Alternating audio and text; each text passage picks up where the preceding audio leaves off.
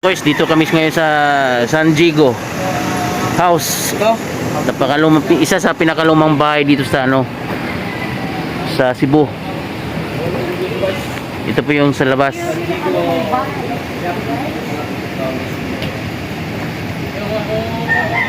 Sir, anong taon po itong tinayo itong bahay na to, sir? Itinayo ang taon ng bahay na to ng isang taon na matagal lang tumaon.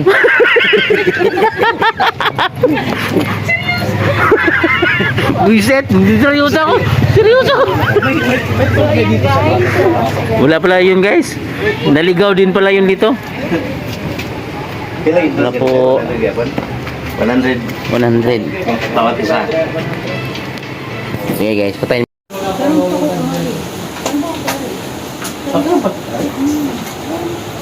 Welcome.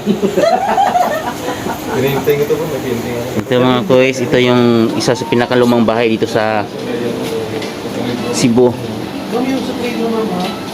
Ito po yung taas, mamaya baka pwede natin, paalam tayo, pwede ba natin akyatin sa taas mamaya. Dali mo guys. Dito po tayo.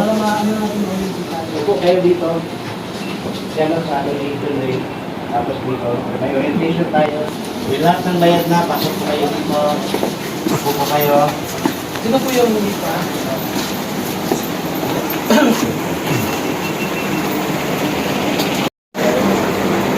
Dito po kami ngayon sa Cebu mga boys.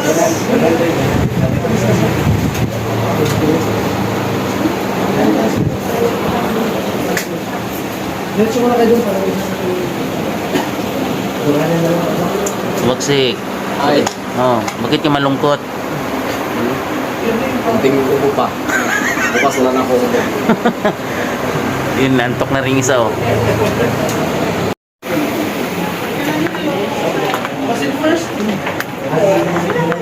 Yes, so anyway, good morning everyone. Happy New Year. So by the way, in here, actually, this is the only room you are allowed anything. So we need to say, when you go around, you can use your phones, pictures, videos, sitting in the chair, gently touching on the artifacts, or stealing. Just kidding. Gently touching on the artifacts, it's good. So by the way, here you are allowed, just like I said, feel free to explore the whole thing, but just be careful, okay? Not to break anything. So the house was built 1675.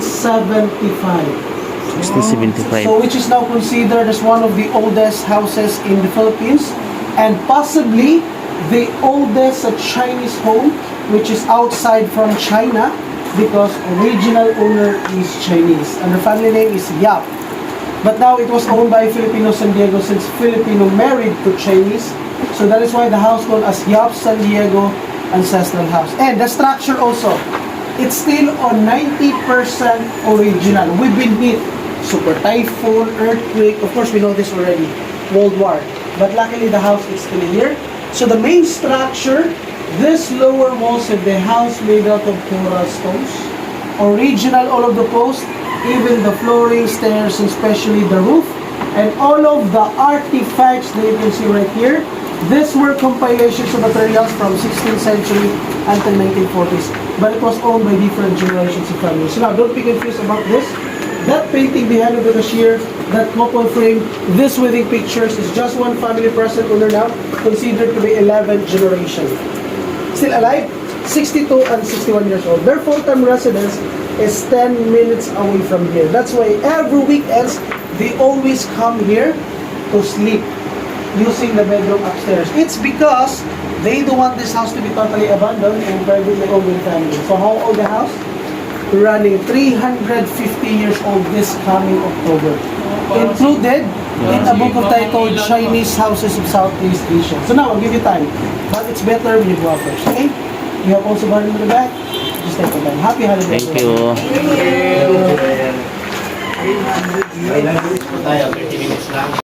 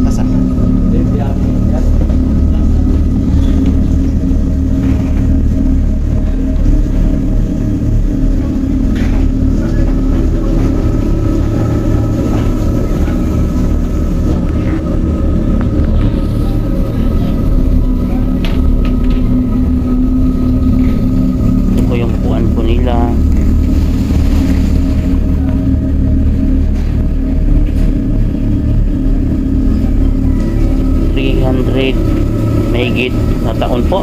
Grabe ang tagal.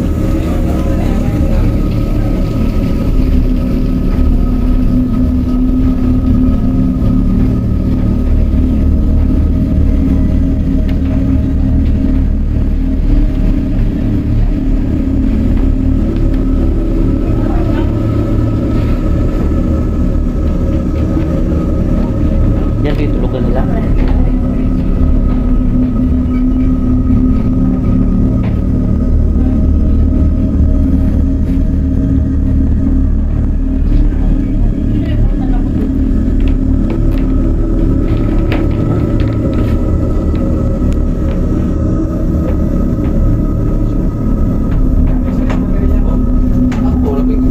Guys, napaka isa sa pinakalumang bahay dito sa Cebu. 300 taong mahigit na nakatayo to. Kalungan mga guys. Mga antik na lahat yung mga ano dito. Mga gamit.